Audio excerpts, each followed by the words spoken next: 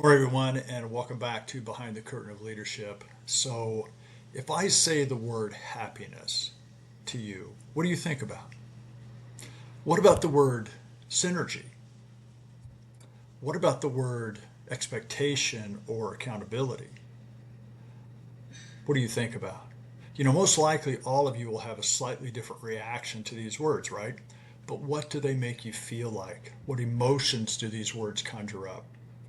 Today I'm going to be talking about words and communication, as this is one of the most important yet underdeveloped aspects of effective leadership.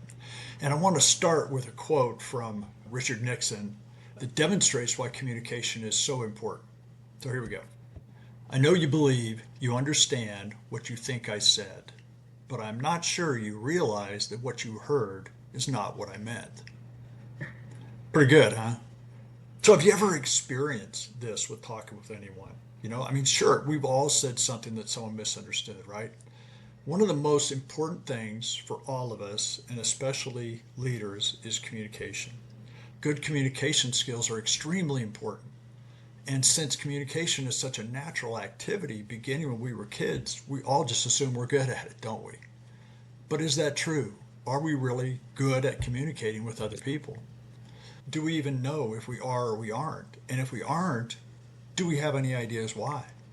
Unfortunately, many leaders and people, for some reason, believe their message is fully received as intended by anyone who hears their voice.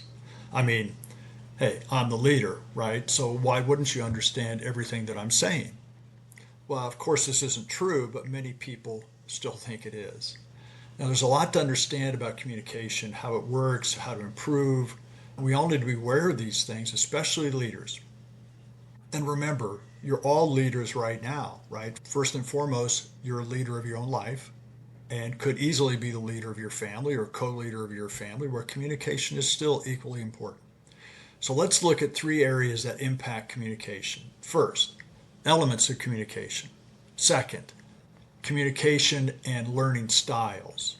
And third, the impact of your belief system on interpreting words. Some years ago, since part of my job at that time included presenting to small and medium-sized groups, so there were several of us from the company that attended a two-day training program on presentation skills. And at the end of the program, the facilitator met with each of us individually to review suggestions for improvement. And when I had my turn, her main feedback to me was something like this. Hey, Brett, you do a great job with eye contact, voice inflection, tone, pace, volume, and making the audience feel like they have your full attention. But you're a talker. And what that means is when you're presenting or in a one-on-one conversation, if you feel your message isn't being received or understood, your solution is to simply talk more. I was like, wow, that was so true. And yet something I didn't know I was doing. And had she not shared that with me, I would have just continued talking more and being heard less.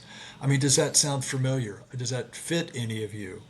Do you believe the more you say, the better people understand you? Or do you somehow feel the more I say, the less people understand you? It's a good question. So let's take this another step. Have you ever heard anyone say to you, it's not what you say, it's how you say it?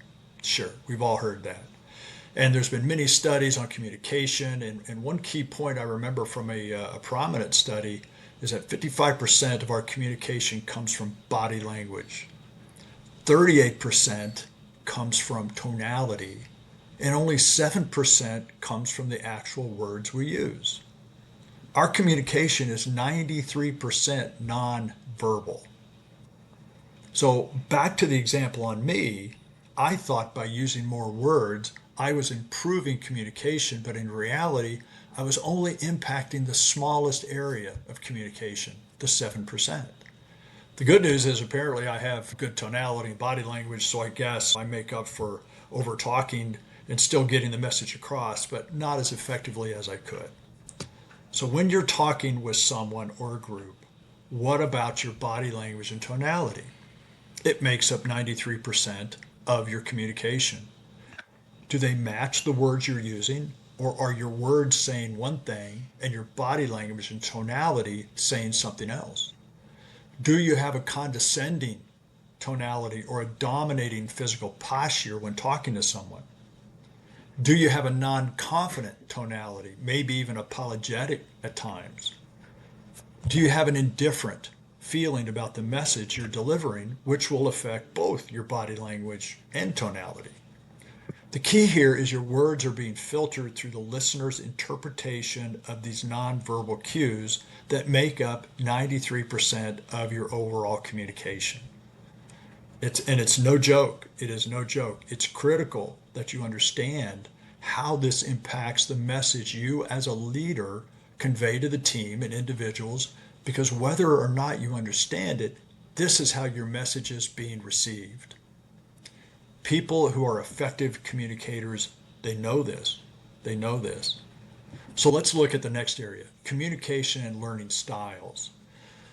So all of us learn and communicate in three basic ways: auditory, visual, and kinesthetic, right? Everyone uses all three of these at different times, but we typically have one dominant method. Auditory people tend to learn and communicate through spoken or written words. They like to read things over or take written notes. Visual people learn and communicate through pictures, images, graphs, charts, drawings. They need to see it, or they may draw images to retain information. Kinesthetic people learn and communicate through hands-on practice, physical activities, touch, and feel. They prefer to, quote, get their hands on something and learn through experiencing. Now, while it's important for each of us to understand our own communication and learning style, it's equally important to understand those on your team. If you're an auditory person and you're working with a visual person, you'll need to translate your words into images, which could be as simple as writing keywords on a flip chart. If you're a visual person working with an auditory person, you'll need to include a written description with your charts and graphs. And if you're working with a kinesthetic person, you might just give them the marker for the flip chart and let them do it themselves. They learn by doing.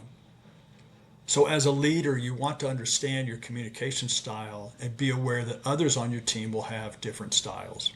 So here are some cues you might use in practical experience in your real life. If you were meeting with a visual person who didn't really see what I said, or I was meeting with an auditory person who says they need time to review the notes, or if I was meeting with a kinesthetic person who says, hey, I need some time to get my arms around it. Those are cues of the type of person you're dealing with. So thinking about this, if you've ever walked out of a meeting and wondered if the other person really got the message, here are a couple very effective ways to confirm how you or the other person understood, and it's by asking them. So if you were delivering the message, you could say to the person, tell me what you understood I just said. Or you could say, hey, can you play back to me what you understood? Now, on the other hand, if you're receiving the message and you're not sure that you really got what the other person was saying to you, you could say, hey, here's what I understood you to say. Or you could say, hey, Brett, let me play back what I understood you just said. Either of these work extremely well. They're simple, they're easy to remember, they can be tailored to your style, and they're very, very effective. So now let's look at the third area, which is the impact of someone's belief system on communication. Now, remember, at their most basic level, words are simply sounds that we as society have agreed to mean something. I mean, the word automobile, as an example, in and of itself doesn't really mean anything, but society has agreed on the meaning, right? So we understand what the kind of how words are at their basic level. But words can mean different things for each of us depending on our backgrounds, our personal belief system, and our experiences. And they can invoke memories, feelings, and even emotional reactions. And if these memories, feelings, and reactions are strong enough, they can be a problem, and I'm dead serious on this.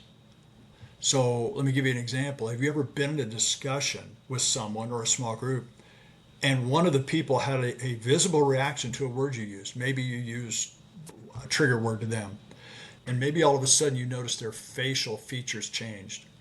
Maybe their posture changed. Maybe they tensed up. Maybe they stopped talking and just got quiet. And maybe you weren't quite sure what happened. Those are cues that they are having an emotional reaction to a word you've used and not in the way you probably intended. So let's use the word accountability as an example. It's a common word, right? Used in business or personal life all the time. But depending on a person's background and experience, their belief system could invoke a positive or negative reaction. If I, for example, grew up with parents or authority figures around me who use the word accountability in a negative or punitive way, I will grow up as an adult reacting to this word with caution, apprehension, or possibly even fear, depending on how severe my negative experience was as a kid growing up. I may even have negative feelings or emotion towards the person that used the word.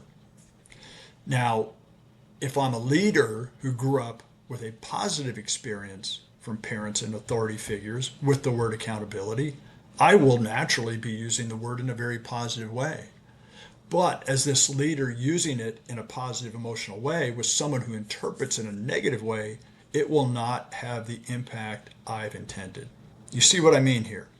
Now, this is a little psychology, a little bit, but it's legitimate and it's very real.